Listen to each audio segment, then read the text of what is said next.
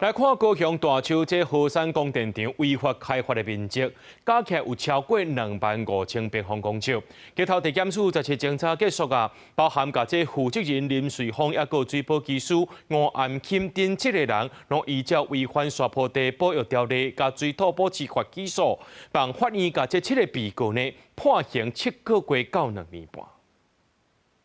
对空中看落去，大树河山供电场的2期工地，原地草啊已经豆豆啊种倒转来啊。甲2个月前树啊臭了了，规粒山头愈甲光光的模样比起来，实在是天差甲地。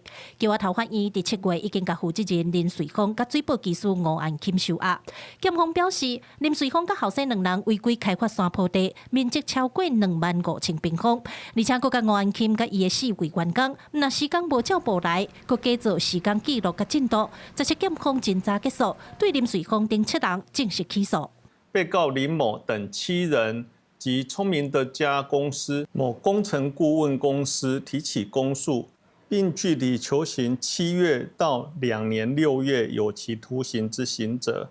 地检署表示，除了起诉以外，河山供电场1期的违规基造已经拆掉，2期的草啊嘛有种转来啊。买手会要求市府继续监督厂商，爱甲规粒山头恢复甲符合水保标准的规定。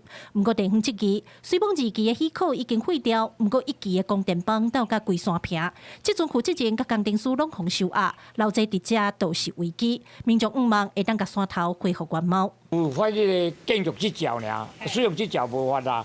啊，你民无要家背书，吼，你有要同意无同意，你领事来解说啊。市府表示会全力来监督路尾作业。李长讲，2期违规开发的山坪恢复状况也算袂歹，不过若是佫看到迄乱糟糟的供电棒，都互伊1粒头2粒大。毋望中央会当斗3工，莫互因安尼操烦过日。